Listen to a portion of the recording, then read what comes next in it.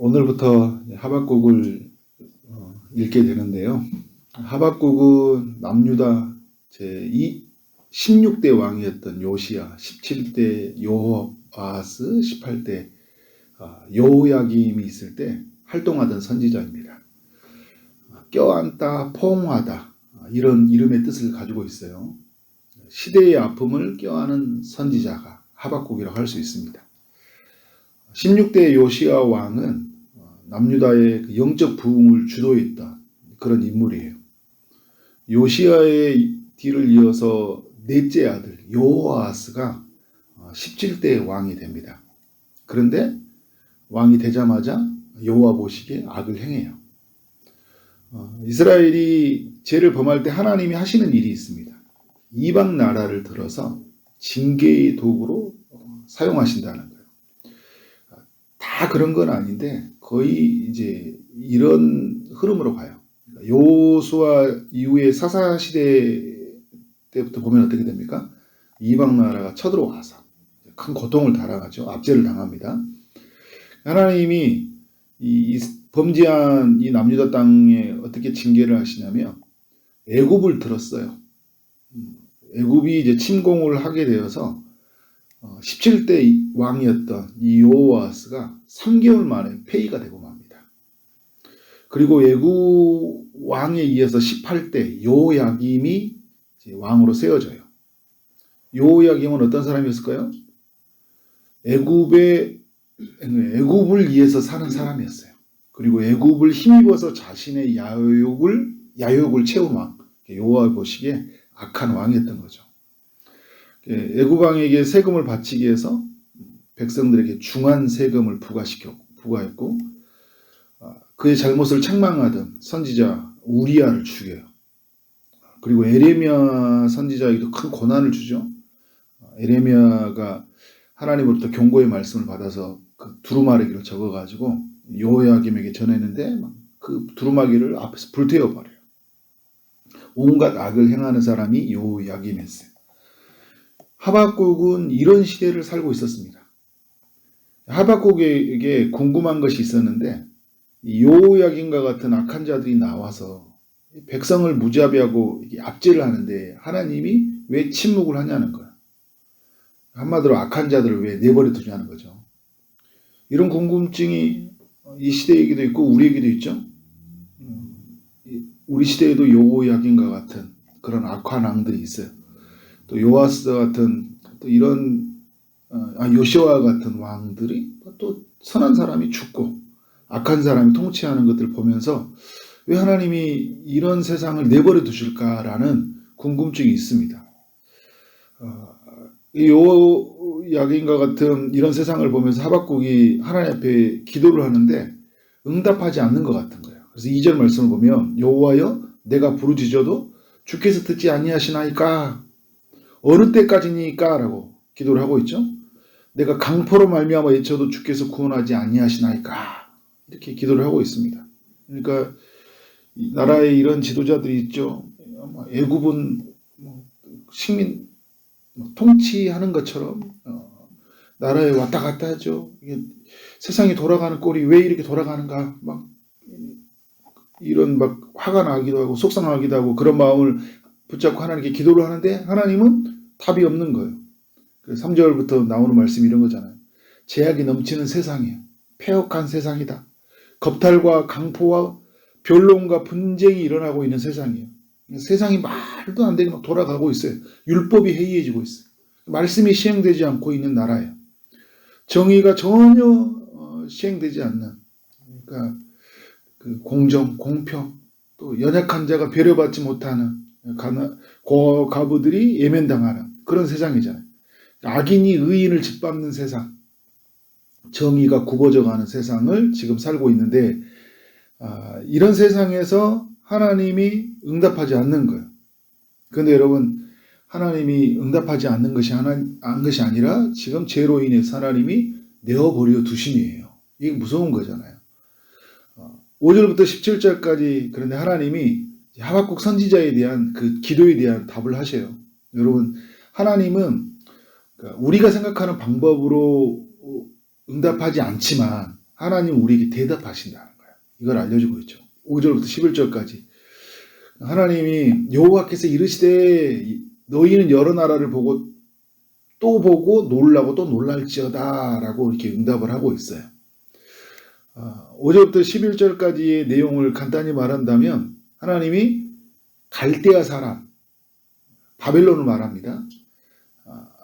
바벨론을 들어서 악을 행한 남유다 백성들을 징계하시겠다, 징벌하시겠다 이야기를 하고 있는 거예요.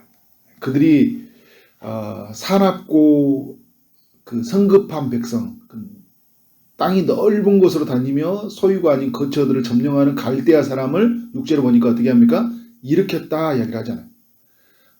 사납고 무서운 사람들, 두렵고 무서우며 당당함이 위엄이 자기들에게 나타났다. 표범보다 빠르다, 그죠? 마병은 먼 곳에부터 빨리 달려오는 마병이라. 독수리 나름과 같이 먹이를 움켜쥐는 자들이다. 이 바벨론 사람들을 이렇게 이야기하고 있습니다. 그래서 바벨론이 역사의 전면에 이제 하박국의 선지자의 예언을 따라 등장을 하죠. 뭐 하박국만 이런 예언을 한 게 아니에요. 이전에 이제 쭉 말씀을 보면 미가 또 대선지자에서의 말씀을 보면 이사야, 에레미야 다 모든 선지자들이 하나같이 이야기했던 말씀이에요. 그래서 바벨론에 의해서 아수르가 멸망을 당하고 또 여호야김을 남유다의 왕으로 세웠던 애굽이 이제 무너뜨려요. 바벨론이. 그리고 남유다까지 침공을 합니다. 여호야김은 나중에 이제 사사셀에 결박이 된 채로 바벨론으로 끌려갔죠. 이때 함께 끌려갔던 소년들이 있었는데 우리가 잘 알고 있는 다니엘과 세 친구들이에요. 이런 시대에 다니엘과 세 친구도 얼마나 힘들었겠어요. 그죠? 이런 시대를 살면서 시대의 아픔인 거예요. 우리 다음 세대가 끌려가는 것. 그런데 희망은 뭐예요? 그들이 하나님과 함께 하셔서 바벨론 땅에서 자신의 동족이 포로로 끌려온 사람들을 또 하나님의 구원을 이루려고 하는데 도구로 사용하시죠. 어디에 있냐, 내가 누구 아래에 있냐의 사람의 관점이 있는 게 아니라 내가 하나님 안에 있다는 것을 이제 보여준 거죠. 근데 오늘 남유다 이 사회 안에는 하나님이 없어요.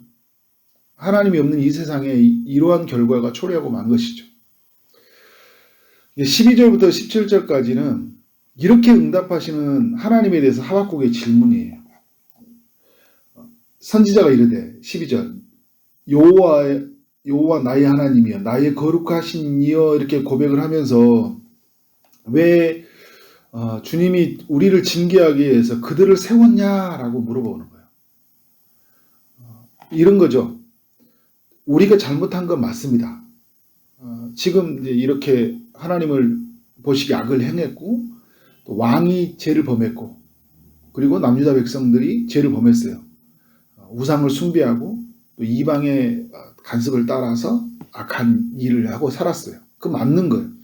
그래서 하나님 앞에 징계를 당하는 것은 그래, 네, 좋습니다. 그렇게 받을 수 있다고 생각하는데 우리를 징계하는 이 바벨론이 어떤 사람들이에요? 우리보다 더 악한 사람이라는 거예요. 이게 지금 선지자에게는 납득이 안 된 거예요. 아니, 우리가 왜 죄를 범했는데 왜 우리보다 더 악한 사람들 그 보면 오늘 이 말씀을 보면 그들이 정말 이 심판의 징계로 인해서 엄청나게 큰 시련을 주는 사람들인데 하나님이 우리를 벌하신 걸 보면 14절에 보니까 사람을 바다의 고기 같게 하시며 다스리는 자 없는 벌레 같게 하시나이다. 그가 낚시로 모두 낚으며 그물로 잡으며 투망으로 모으고 그리고는 기뻐하고 즐거워하나이다. 그러니까 자기들이 어떤 신세가 되냐면 바다의 고기 같고 벌레 같은 거예요. 그런데 정말 악한 자들이 자기들 어떻게 하냐면 투망을 가지고 그물을 가지고 우리를 모아서 기뻐하고 있는 거예요. 아니 그런 모습을 보니까 너무 말도 안 되는 거잖아요. 여러분 우리도 그렇고 뭐 교회도 그렇고 또 우리 삶에 보면 정말 하나님 앞에서 온전함을 잃어버렸을 때 징계의 도구로 뭔가를 사용하는데 말도 안 되는 사람들이 막 우리를 힘들게 어렵게 할 때 있거든요. 아니 왜 우리가 저런 사람한테 고통을 당해야 돼? 완전히 벌레 취급받고 그물을 잡아 고기 잡는 사람들처럼 완전히 우리를 잡아가니까 힘든 거잖아요. 그러니까 이런 바벨론으로 말미암아 징계를 당하는 것을 이 하박국 선지자가 견디지를 못하는 거예요. 너무 실망이 되는 거죠. 그러니까 1장의 내용을 정리하면 하박국은 왜 여호야긴과 같은 악인들이 사는 세상이 되도록 내버려 두냐는 것이고, 그들을 멸해야 되는 거 아니냐라고 생각이 든 거고, 또 하나는 뭐냐면 또 우리 그들을 징계하기 위해서 더 나쁜 사람을 왜 사용하냐는 거예요. 여호야긴보다 더 나쁜 사람을 사용해서 하나님이 이 나라를 다스려 가냐는 거예요. 여러분, 우리에게도 이런 질문이 있어요, 없어요? 이런 질문이 있어요. 그러니까 오늘 말씀은 이런 질문이 잘못되었다는 게 아니에요. 얼마든지 이런 질문이 우리에게 있을 수 있습니다. 그런데 여러분, 이 답을 하나님에게 찾아가야 된다는 거예요. 오늘 하박국이 이야기하는 건 뭐냐면 하나님 앞에 엎드리잖아요. 하나님 앞에 귀를 기울이고 하나님이 무엇이라고 말씀하는지 듣는다는 거예요. 그래서 17절에서 계속하여 여러 나라를 무자비하게 멸망시키는 것이 옳으니까 라고 질문을 하고 끝나잖아요. 그래서 내일도 보면 이제 이 질문 앞에서 하나님의 그 성루 앞에서 파수꾼이 되어서 귀를 기울이는 모습으로 나타나죠. 오늘 우리에게도 이 시대의 문제들, 이 시대의 아픔들, 이 시대의 고통들이 있잖아요. 이 시대의 문제를 껴안고 하박국 선지자가 껴안고 포옹하다라고 이야기했잖아요. 이 시대를 보면서 막 욕하고 비판하고 비난하는 사람이 있는 게 아니라, 끝나는 것이 아니라 지금 우리나라에 돌아가는 상황들, 전 세계 열방 속에 돌아가는 상황들이 있잖아요.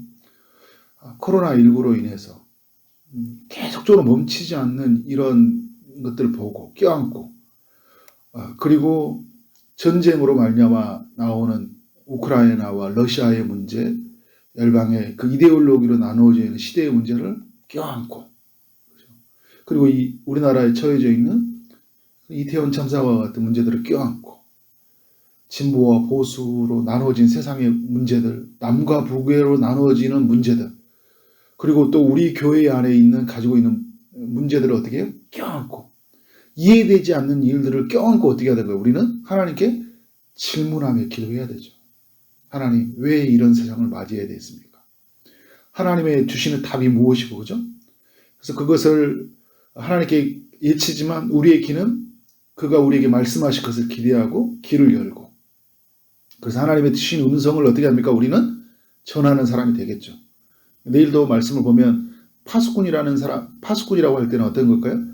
하나님의 말씀이 들려왔을 때, 그러니까 예부의 적군이 오면 우리 편한테 뭐라 해줘야 되는가? 알려줘야 되죠. 그러니까 우리는 파수꾼의 심령으로 하나님의 말씀을 들어요. 그래서 누구에게 알려줍니까? 이 시대에게 알려줘야죠. 우리가 이렇게 아픔을 겪는 거, 이렇게 고통을 겪는 것은 우리가 하나님을 떠나있기 때문이야. 당신들이 하나님 앞에 서야 돼 라고 어떻게 해야 됩니까? 우리는 전해야 된다. 하나님 편에, 하나님 앞에 섰을 때는 우리는 백성을 대신해서 하나님 앞에 문제를 껴안고 기도하지만, 우리의 등을 돌려 사람을 향했을 때는 어떻게 살아야 됩니까? 하나님의 말씀을 가지고 이 시대를 대원해주고 하나님의 마음을 알려주는 역할을 해야 되는 거죠. 그래서 이 하박국 선지자는 그런 모습으로 우리 앞에 서 있는 거예요. 오늘 여러분 기도하는 때 여러분의 마음속에 이 시대들, 그리고 여러분 우리 주변에 있는 사람들의 이야기들, 그 고통의 문제들, 이해되지 않는 모든 문제들을 우리 마음에 껴안고 정말 하나님 간절히 기도하며 나아가는 그 시간 되어지기를 주님 이름으로 축원합니다. 아멘. 기도하도록 하겠습니다. 하나님 아버지, 하박국의 말씀을 읽게 하시고 하박국을 통하여 하나님의 뜻을 보게 하시고 듣게 하시니 감사합니다. 하나님, 하박국 선지자가 살았던 시대와 같이 우리도 그러한 시대를 살고 있습니다. 하나님, 이해되지 않는 일들의 연속입니다. 악한 자들이 너무나 많이 있고 그 악한 자들의 통치를 받으면서 많은 사람들이 고통을 받고 있습니다. 하나님, 예부의 이런 침략들, 여러 어려움들, 참으로 이런 이해될 수 없는 이 시대의 문제, 고통의 문제들을 우리가 껴안고 하나님 기도하는 이 시대의 하박국과 같은 사람들로 우리를 세워 주옵소서.